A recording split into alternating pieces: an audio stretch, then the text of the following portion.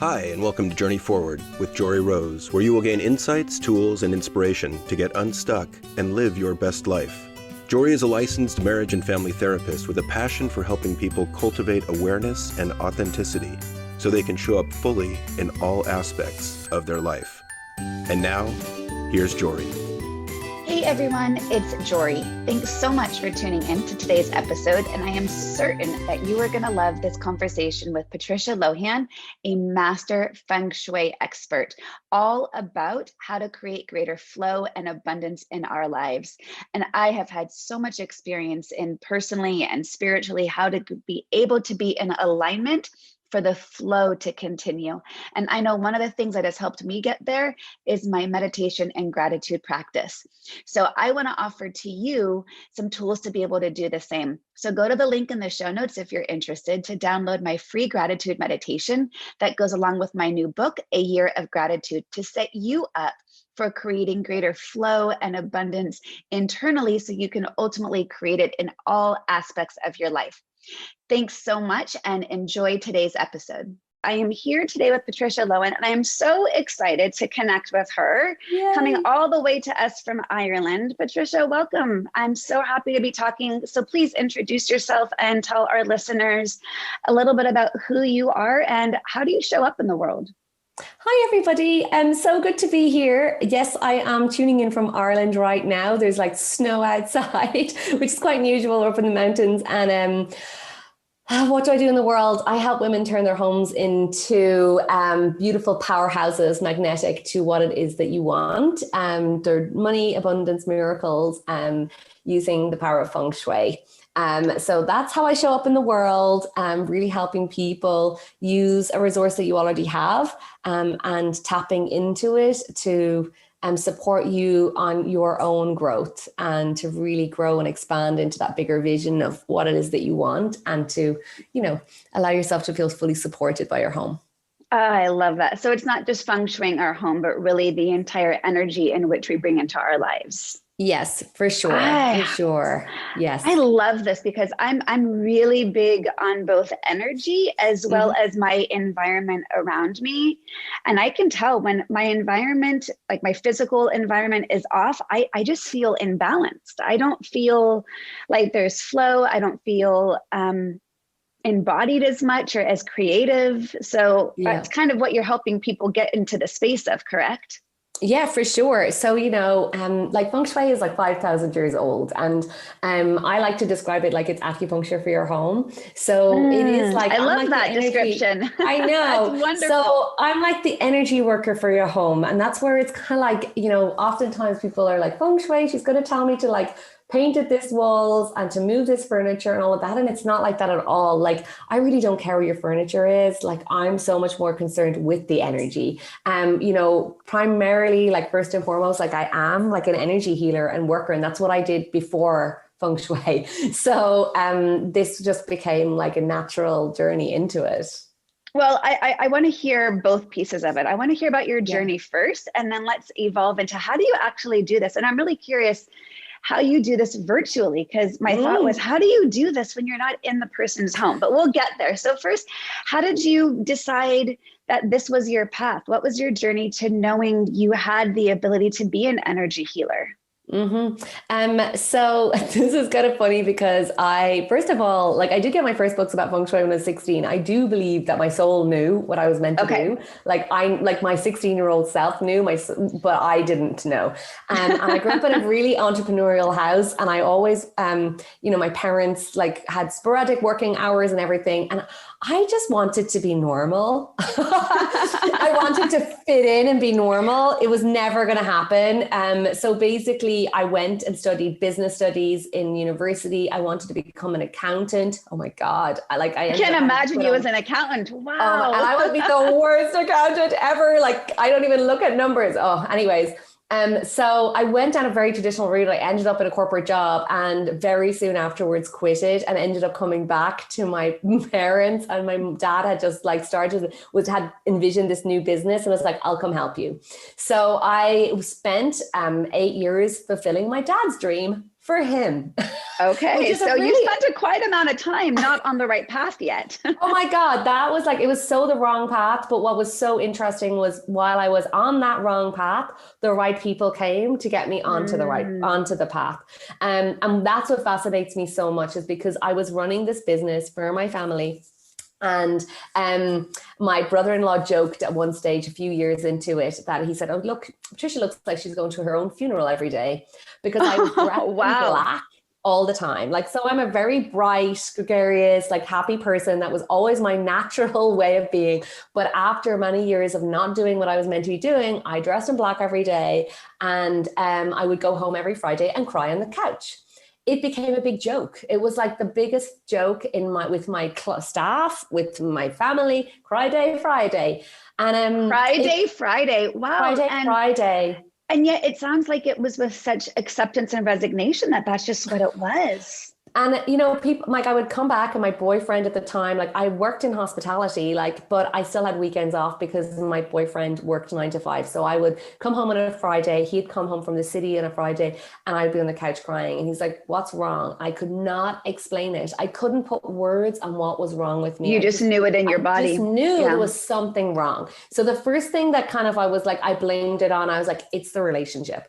So I left the relationship. I packed up everything in my car one day, put it all in one Friday evening. He arrived home and I said, I'm leaving. Bye.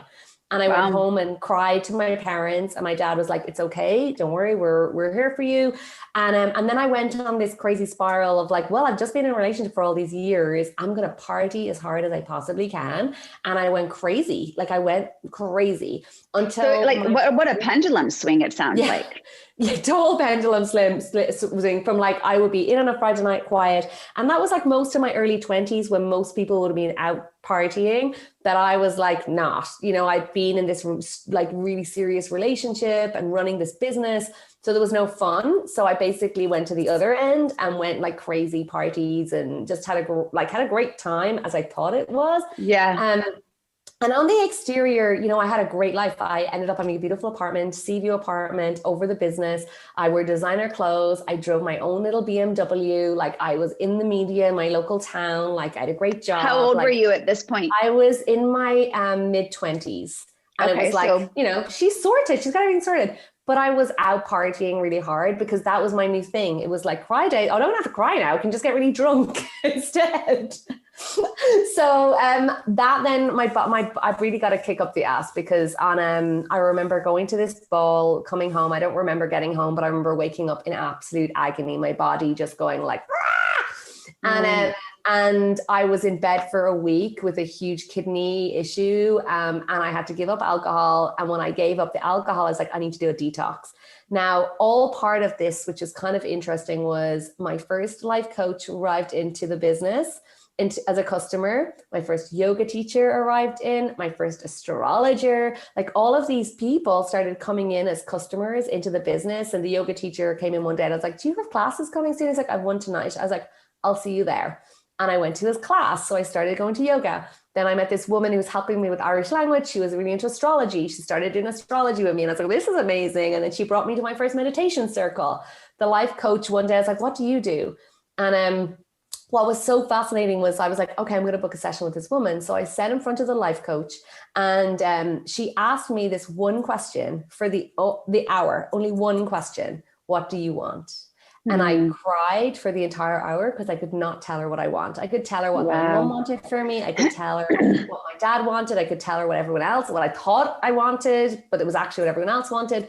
And that was huge because I realized I didn't know what I wanted. You know what? What's so fascinating is how many people go through their lives with the potential to shift their direction to where they're supposed to be because of the people who the universe has presented, but they don't have either the awareness to notice who these people are that have come into their lives, or B, the courage to engage in that curiosity of who are you, what do you do? And then thirdly, to even be able to say, wow, how can this impact me? Like, it's so fascinating. And it makes me think of, after I was divorced, and there's all these dating apps now, right?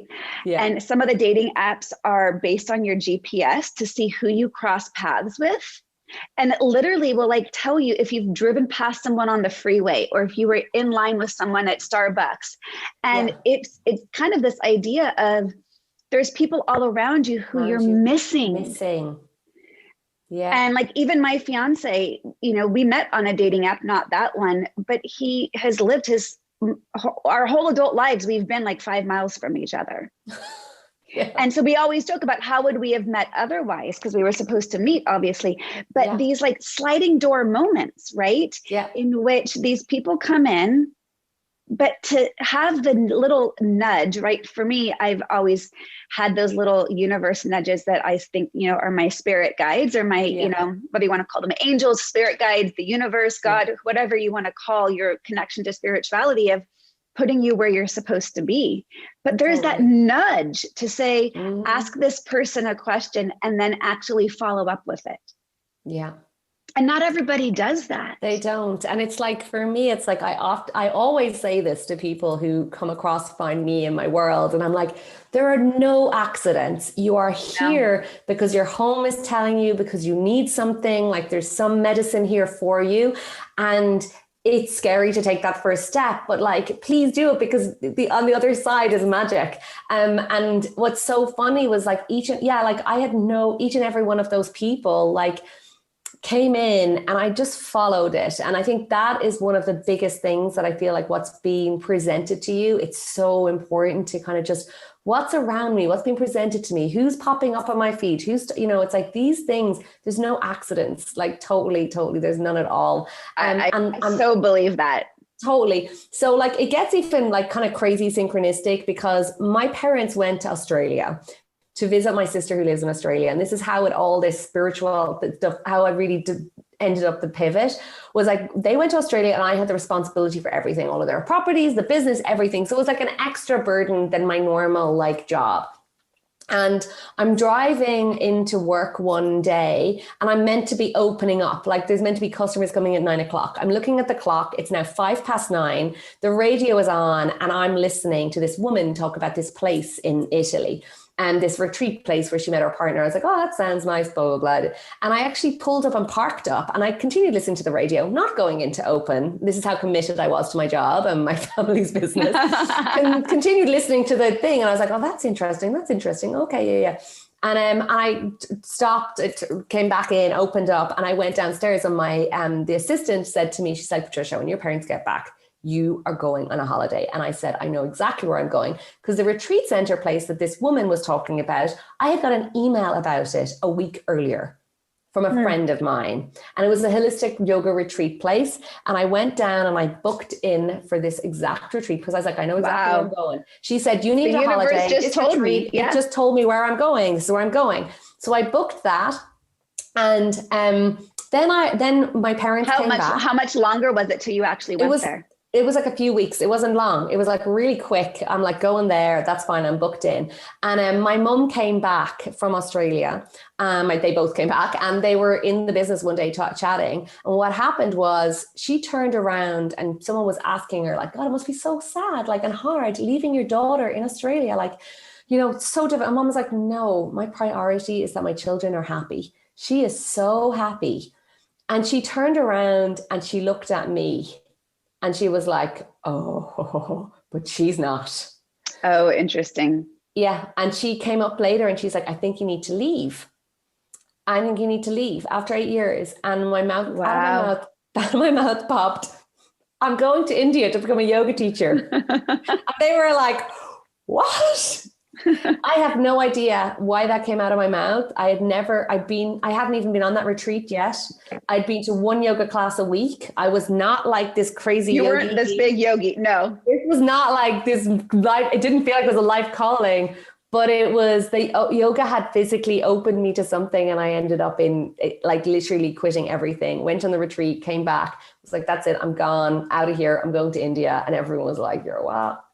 Well, and again, what a beautiful ability to just trust, because so many people, which, I think this is the inspiration that I want to have on the podcast here, is the inspiration to have the awareness to slow down, to tune into those messages and to actually trust it. Because most of us, and even you at particular points in your life, and me as well, would have heard those things, but then the logic would have crept back in, and it would have been like, wait, that doesn't make any sense. How am I logistically going to do that? Like all of the reasons of why that couldn't work would have come to the forefront.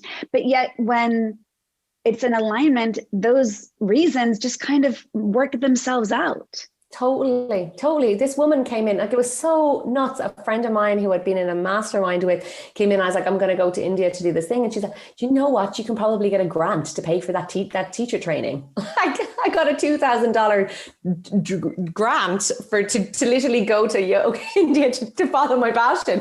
Wow. Because we told I would like use it for personal development. I don't know what we wrote about it, but I got paid to go there then, and that was really the start of like my spiritual awakening in terms of, while in India, I thought I was going to be there for a month. I ended up there for nearly a year and was like a channel. I was channeling cards. I was just eating up every modality possible. I became a Reiki master from doing Reiki 1, just like crystal, sound healing, just it all. Like I just took it all in like a sponge.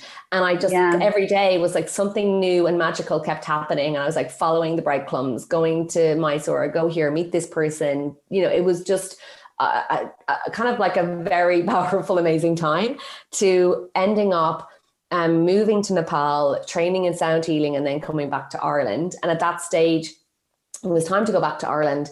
And, everyone was like, what are you going to do now? You teach yoga? And I was like, I don't know. And I had all these singing bowls and all of this stuff. And everyone was like, you are bonkers. And I woke up one morning and I was like, I'm moving to Dublin. So I'm from the west coast of Ireland. I'm moving to Dublin. I had lived in Dublin once for like 3 months. And they were like, why are you moving to Dublin? And I just knew I needed a new life. And in my city, I was well known. I just knew I needed this change. And how far away is that? It's 2.5 hours drive away. And the capital, it's moving to the capital. So it will be like a much bigger population and all of that. I knew probably 3 people. And I went for dinner with the 3 of them. We were all friends. And one was like, where are you going to live? I said, I don't know. I'll have to find something. And the other one was like, how are you going to get around? I was like, man, I don't know. I'll figure out something. And like, this was really my way. And one said, well, you know what, Patricia, we have a spare room. You can take the spare room in our place until you get your yoga classes filled up. So I got this tiny little box room. The other girl gave me her bicycle, and I had a bicycle. I had a place to stay, and I had my modalities. And on the first day I met one guy who I'd kind of cold called and said, hey, can you help me with this? And I want to do this thing with the bowls. And he was like, yeah, sure. He turned out to be like my biggest soul brother, mentor, friend. I cold called him. Like literally, I Googled mandalas and found this guy, and now like soul brother. And then I met 2 other guys who ended up, one had a magazine and ran holistic events.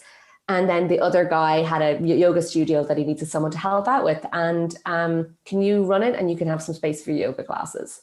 And I was like, okay. Amazing.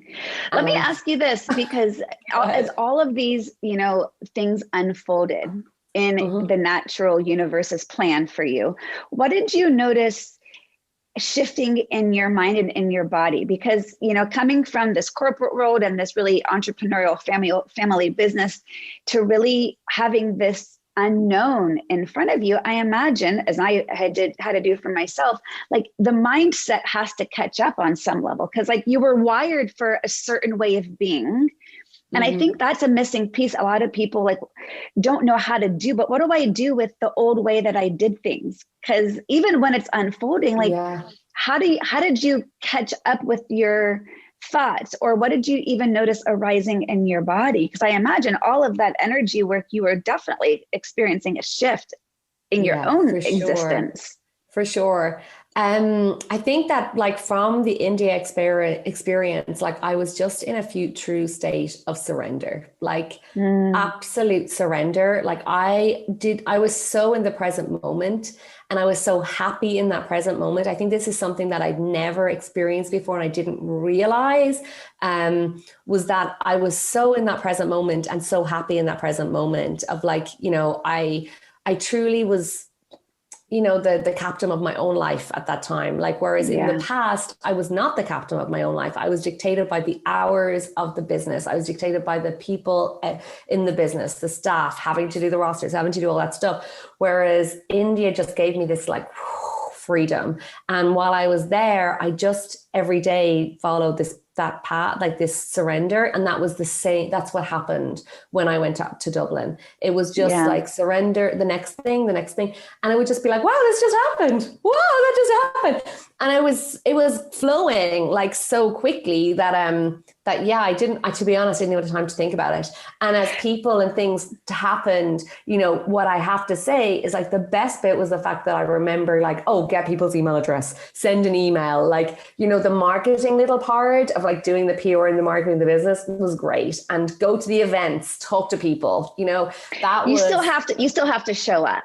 Yeah, I think that's the thing. I did show up. I was showing up and making an effort and doing it. And so many things just kept flowing. And that was really Well, and that's what's amazing to me is when you are in the right place, you have flow. And I think that sounds like ultimately that's what you help people create. And, you know, I know for me, there was so much in my life for many years that wasn't in flow. And I was once on a retreat, a life-changing retreat, and someone who I didn't even really know that well, at one point just walked up to me and said, "Don't force it." And I was like, what the fuck? Like, I you know, like it was kind of a strange, you know, something to say to someone who you're not super close with. Yeah. But I think retreat kind of opens you up. And I just was like, at first I was offended, like, you know, what are you making assumptions about me? You don't know much about my life. But really those 3 words, "don't force it," became this guiding light, because in recognition, when you stop forcing, the flow is allowed to occur. And how much we try to control things when we think we're the captain of our own life, to use your words, and yet it's not the right ship that we're sailing. Yeah, exactly. And like what I'm really hearing and what I'm feeling right now is just as I reflect on it, it's just like I was just going with everything that was presented to me at the time. So like I did crazy, amazing manifesting of my new apartment, and then I moved into that apartment, and you know, the next thing was presented. It was like, and then it was like, oh, I need to really find somewhere to live now. And I got this amazing apartment that had everything that I'd asked for, and ended up there. And then being like, right, well, now I'm ready for love. Like I kind of went, I'm ready now to meet someone. And I set up my apartment with the Feng Shui stuff that I knew as a 16-year-old. And when the students are ready, the teacher appears. 2 amazing Feng Shui masters arrived in Dublin within weeks of each other. And I was like, this is something being presented with me. I'm going to do this. And my practice had been built at that stage. I was working with clients one-to-one, helping them release trauma and do all of my energy work stuff. That practice like built like out of nothing, like literally thin air. I'm going to put a therapy room in the spare bedroom in my house. And then all of a sudden I had clients, people who picked up leaflets, or my friend met this friend or that woman, or, you know, people come to my sound healing, like, do you do one-to-ones? Like, and then can you teach me this? Then I started training people because it was just how it was being presented. And that was the next thing, was the Feng Shui. And for me, that's where a huge shift happened, because it was me doing all, like realizing that we can physically be in flow, but our home may not be. And all of the work that we're doing, is amazing and will bring us into that space. But if our house isn't, it will then block us. It'll hold us back from, because this next higher expression that we really want to unfold. And I feng shuied the apartment, and then I met my now husband, Ken. And obviously everybody around me was like, how'd you meet Ken? He's amazing. There's no spiritual men in Dublin. We know them all. Even the guys were like, how did you meet this spiritual guy? Like, we want more friends like him. Like, where did you? And I'm like, you know what? I met her at this event. We just chatted. We found each other. We had like total sliding door moment when we met. Like it was all magic and kind of amazing. But he had been into Feng Shui in his 20s. I came to this house, walked around it, and was like, he's Feng Shui this place. He is Feng Shui this place. He didn't admit it until later, but I was like, this is crazy. And we're like totally destined to be together. And I said, you know what, when I ended up moving in here, I said, I'm going to do this Feng Shui, like proper. And he was just like, me too. I've always been interested in it. And we both went off and trained to be Feng Shui masters, and for ourselves, like not for anybody. It was just this thing that unfolded next. And that's how we ended up doing it, because but also for me, it realized that like right now we're all almost programmed to realize the things that are happening in our lives or the things that are not happening that we want to happen in our lives are because of our own personal issue. Like you need to do more work on it. You need to release more blocks. You need to heal it. You need to clear that trauma. And I 100% agree. But you've been doing that and you're still not propelling forward, there's something wrong with your house. Like, and you're listening to this, I'm like, there's something wrong with your house. The energy is off. Okay, so let's delve into that. So tell me a little bit more about how Feng Shui works and what is it that you do with clients, and especially with it being virtual. Yeah. How, when you're not physically in somebody's home. So let's just do a deep dive in there. I'm so fascinated because I've never actually learned about this. Yeah. So, as I said, like Feng Shui is acupuncture for your home. And when people, as I said, first hear Feng Shui, they're like, it's like moving furniture, placing in certain directions, all of this stuff. And that is like this teeny tiny part. And to be honest, it's not very important to me. Most of the time if we think back to ancient times, houses were planned and put in very places that was like going to be the most auspicious place with the sun and like around nature and being supported by nature. And now houses, apartments are just like thrown up on any piece of land, anywhere, without any real conscious intention or thought. So what Feng Shui does is rectifies that. So imagine if you're standing in the forest or you're by the ocean and you're just feeling that sense of like harmony and balance energetically. You're just like, you can see how nature is just working perfectly together. Right. That's what Feng Shui, that's what our aim is as a Feng Shui consultant, is to get your home in that energetic balance. Now that comes from, and the information, so how can we do this virtually, is that it basically is working with the 5 elements, and we're working with the year your house is built, the shape of this building, the size of the building, the compass reading, like it's specific. So it's not like, oh, it's north. It's like, oh, it's like 37.4 degrees. It's actually something that is very much mathematical. And these calculations were all created like thousands of years ago by astronomers, physicists, these real science, these amazing geniuses. Like mathematical geniuses. So, and that's where people, when they come to someone's house and they're like, oh, what can you feel? For a visit, what can you feel? What can you Feng Shui? And I'm like, can I have my compass? Can I have an hour to sit down and map out everything and calculate everything for you?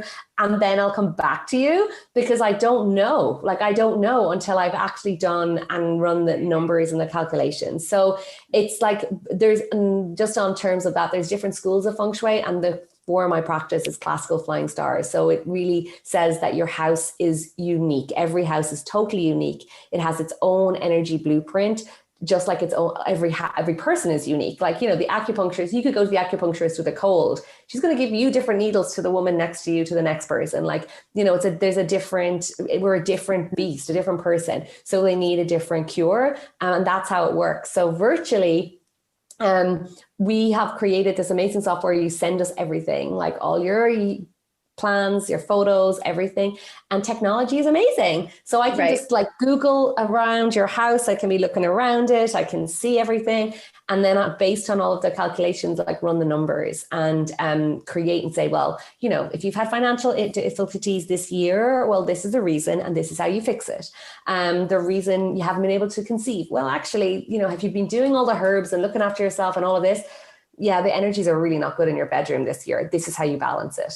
If you haven't, So what are some of those solutions look like? Yeah, so those solutions could look like adding, so for example, it could look like adding fire elements. So we're working with the 5 elements. It could look like bringing red into your bedroom, or it could look like bringing water element, or a plant. It literally could be a plant. It could be earth. So we're just bringing these 5 elements in. So that's when people think like that my recommendations are like, she's going to get me to knock everything and move house. I'm like, no. Like, we just need to get the right elements in the right place, specific to your house, and then the balance comes, and that's where the flow comes. So your house comes into flow, and you do. So you're naturally, like, this is a very dense physical manifestation that we're in, and especially when we spend so much time in our homes, it's impacting our energy. Especially now with COVID.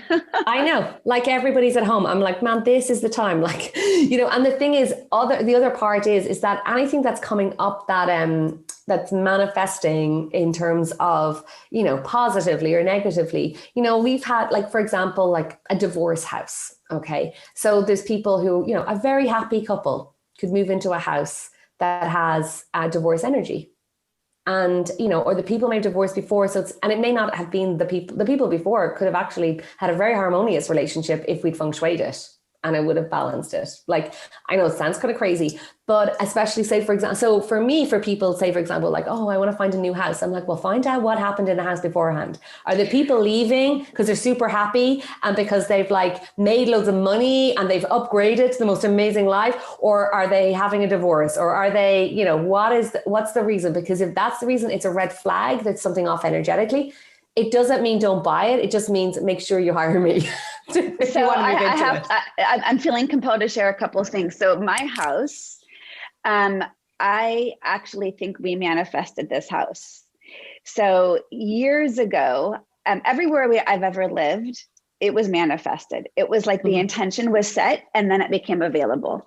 My ex-husband and I, our first apartment was like that. We had to put a deposit somewhere else, and last minute was about to move, called this place that we really wanted, and boom, was in like a week.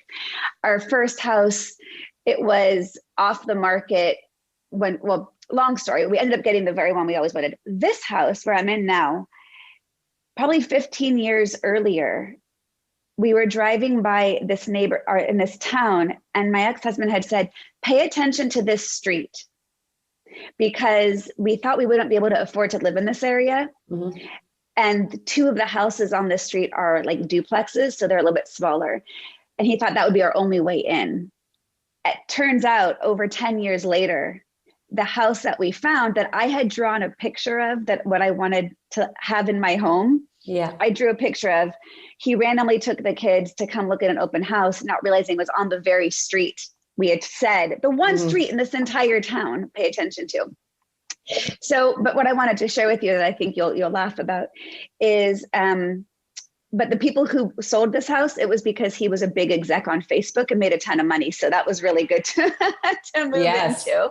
Even though I got divorced a couple of years after living here, I knew it was my home. Like, when I moved in, it felt like mine already. Yeah. It was kind of interesting. But on the back of my house, the house that faces across from there a couple years ago, so like kind of indirect line, but 3 houses away, there was a murder-suicide in the house. Oh. And I think the story was that there was going to be a divorce, and he ended up killing her and then killing himself.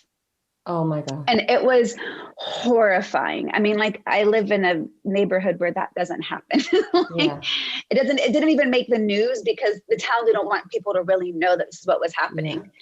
Yeah. And as you can imagine, the energy on the street was just palpable. And I just felt like there's angry ghosts. There's a lot of negative energy. And after a couple of days of really feeling shook up, like I couldn't even handle driving past the house. Oh my. And, they didn't touch the house for a while. So the lights were on the inside. It was all kind of creepy. A couple months later, the tree in the middle of the property just split right down the middle, this humongous tree with it was the middle of June. There was no storm or wind or lightning. The tree just split. I'm like, well, the energy there is just like crazy. So bad. Talk about geopathic so bad, right? So I'm feeling like this palpable negative energy, like permeating into my space. And so one day I was like, you know what, I need to clear the energy in my home. So I got my sage and I said did a meditation, said some blessings and prayers. And I went through and I saged the entire, corners of my home. Yeah. And then I'm like, I don't think that's enough. And I went through and I did the entire edge of my property with the sage. And I was this close, Patricia, to saging the entire neighborhood. And I had this thought in my mind, like, here, this horrible tragedy didn't make the news, but I had this vision of like some crazy lady saging the neighborhood would have been the thing that made the news. Yeah, it was walking around. Yeah. I felt like I needed to do that. And I didn't end up saging the whole neighborhood, but it's amazing. I mean, that was such a tragedy. Mm-hmm. And I'm like, how the hell could anyone move into that house? Because of course that would have to be disclosed. Yeah. How could you move in there? Like and even if it was cleansed, I would have such a hard time in that energy. Yeah. And then I think that in terms of like that, like for me, that would be so fascinating. We'd look about, well, this and this and this and this, like these different compounding effects could be affecting that the guy and the woman and all of different impacts. And then it's like, okay, there's not many houses I've never told anyone don't move in, once you knew, then you can balance it. But yeah, it will be kind of crazy. There's a lot of ghost busting to be required as well. Yeah. And then the family who moved in, there was a single mom and 2 daughters. And the first Halloween that they lived there, in the spot in the yard where the tree split, it was just this big plot of dirt in the middle of grass area. They actually put skeletons coming out of the dirt with like little tombstones. And I just was like, you are inviting, I don't know, like it was kind of in poor taste. And of course they didn't know. Maybe they did know. I have no idea. But like, I've always thought about that in terms of the physical space of what happened there prior. Yeah. And so it's so interesting that you bring that in as a point of, knowledge of needing to know just the complete energy of the home. For sure. Like what's happened before, so that you can get it like, and it's not, and the thing is, it manifests differently for everybody. So it depends, like maybe those girls get on okay, or the family they get on good, but it was maybe the masculine energy that wasn't as happy there, or, who knows? But then I suppose what's comforting for me is that when you do know, and then you do get support, that we can balance it, and then that it's not to be afraid of or to be put off by, but to know that there's a balance and a recognition that like the environment is having an impact on you, without you knowing. And it doesn't matter. I think the other part is like, it doesn't matter if it's aesthetically beautiful. Like, people will worry like, oh, my house is too big, or it's too messy. It's too this, it's not finished yet. I'm like, if it's not, the decor is not finished, or you don't have the things, that doesn't mean you can't feng shui it. I think that's a really important thing. It doesn't mean that you can't bring it into energetic balance, because, the reason that, and actually this house is prime example, because the front door faced the back door like really clearly, and Ken like knew stuff about feng shui, and I don't know how he kind of missed this one, but I was like, hey dude, when I first moved in, I was like, you better close that back. We closed that back curtain so that the energy didn't come in and go straight out the back door. But from the whole time that Ken had lived here, he had the money he'd always had enough money for himself, but he never had the money to finish it. So until I moved in and I was closing the curtains, I'm like, okay, we're going to do something with this. And all of a sudden we had this huge like windfall and all of this amazing things. And then the house got all finished, and, and that was one of the big parts. I was like, look, we have to make sure it's contained in and it's able to get in and move. So what other kind of main principles are there? So you mentioned one, like the front door not clearly facing the back door, because the energy will go right back out. Did I understand that correctly? Yeah, or if it's like a window or something. And I think that also it's like, if you have that, don't think you're doomed. This is another part. I was featured in an article in Forbes, and a consultant said something like, oh, don't have the toilet near the entrance. And I was like, what about the millions of people who live in houses that have toilets near their entrance? Like, they're going to think that they're feng shui. They can never do feng shui because they're doomed. So if you do have your toilet near the front door, don't worry. You're not doomed. It's okay. There's 100 other things we could do with feng shui to get it, and it's about working with what you've got. So I feel I have a very pragmatic approach to yeah, it sounds like it. So are there other kind of basic tenets that you want to think about, or if you are going to go look for a new house, or kind of like that front door facing the back door. Any other things that specifically you might want to think about? Like just in terms of like where, like your current house, like right now, like search out those little friction points, like so little points where your house, where the door, like things that you probably take for granted at times, but like where a door might jam, or where something is kind of like not working properly, or where it gets like cluttered like constantly. It's like that there's something going on there, and just be mindful of that. And also anything that's broken, that's not working, like all of those things are impacting the energy of the house and impacting your energy, but also the energy of the house. So kind of, I like to invite people to like start at your front door and pretend it's the first time you've ever visited your house, and just like look around and be like, where did I get this? Do I love it? Does it feel good? Is it aligned with where I'm going? A lot of times our houses can become like these shrines to the past. And that was a huge thing I saw with my clients when I was working with them. They were doing incredible inner work, but their houses were like literally these kind of like held on to all these things from the past. And like, you know what? Like, where are you going? Like what do you want to achieve? Like, does this artwork resonate with what you want? Like single women, having all these pictures of single women everywhere you looked, like unbelievable. Or, so looking around and seeing like the artwork on the walls, like does it sing to my heart? Again, then looking at every part, like where is there a cupboard that's full of stuff that hasn't been touched? I always attend this consultation, oh my God, very early. I think it was like one of my first ones.